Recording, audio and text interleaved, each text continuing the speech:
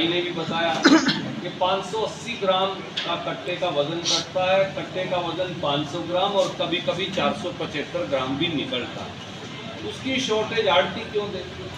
उसकी शॉर्टेज वो दें जो कट्टे में अंदर वजन में हेरा फेरी करवाने लग रहे। तो ये पहली बार मंडी में शॉर्टेज का बिजनेस आया जहाँ, और ये अकेली इस मंडी का नहीं है बात, आप हर मंडी में जाके पता करिए, हर आड़ती के ऊपर यहाँ 75 लाख 80 लाख लगे, कहीं करोड़ लग गए, कहीं 25 लाख लग गए, कहीं 60 लाख लग गए। ये जजिया कर की नई वसूली। कैथल जिले में ढूंढ साहब ने बताया कि सारी हमारी मंडियां लगा लें तो 250 लाख रुपये आड़तियों से वसूले जाएंगे। क्या मैं सरकार से ये पूछ सकता हूँ, उनकी आड़ती 250 लाख शायद बनेगी या 300 बनेगी, तो फिर वो खाएंगे क्या, कमाएंगे क्या, पहनेंगे क्या, ओढ़ेंगे क्या? ये आप करने लग रहे। और चौथी बात है किसान की फसल की सीधी पेमेंट करनी। उसका एक बड़ा सीधा हाल है, जो किसान सीधी पेमेंट लेना चाहे वो लिख के दे, पर शायद मनोहर लाल खट्टर जी और नायब सिंह सैनी ये नहीं जानते, क्योंकि मुझे नहीं पता, मुझे लगता है दोनों खेत जोतते हैं या उन्होंने कभी आड़त की दुकान जिंदगी में करी है। मैं खेत भी जोतूँ, अपनी आड़त की दुकान भी करता हूँ, तो इसलिए मुझे पता है आड़ती का और किसान का एक रिश्ता है। आड़ती और किसान का वो, अगर मैं ये कहूँ एक तरह से रोटी बेटी वाला भाईचारे का रिश्ता है, तो गलत नहीं है। उस भाईचारे के रिश्ते में अगर मैं ये चाहूँ कि मैं मेरी पेमेंट आड़ती के थ्रू लूँगा तो सरकार को क्या एतराज़ है? मैं, मेरी पेमेंट है, कहीं जमा कराऊँ।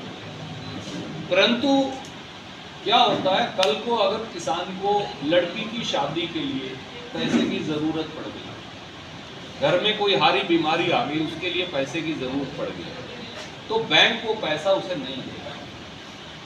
कहीं बिटिया के घर में दिक्कत होगी, आदमी रिश्तेदार के और के घर में दिक्कत होगी, आदमी भाईचारे में हमेशा मदद करता है 2 पैसे, वो पैसा वो आड़ती से गाए बगाए उसको लेना पड़ता है।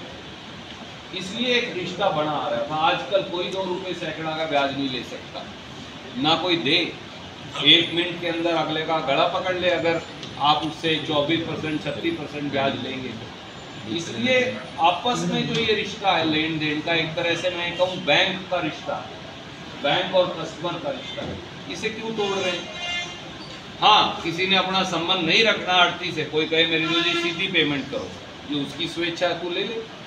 पर जो अगर लिख के दे आड़ती और किसान कि जी मेरी यहाँ से रूट कर दो, तो सरकार को क्या है? ये करना चाहिए, बड़ी सीधी बात है, इसमें तो कोई रुपये भी नहीं लग रहे, वो पॉलिसी मैटर भी नहीं है, एक बड़ा सिंपल सोल्यूशन। ये कुछ समस्या। इसके साथ साथ एक बड़ी समस्या आड़ती को जो है 5वीं, वो है कानून व्यवस्था।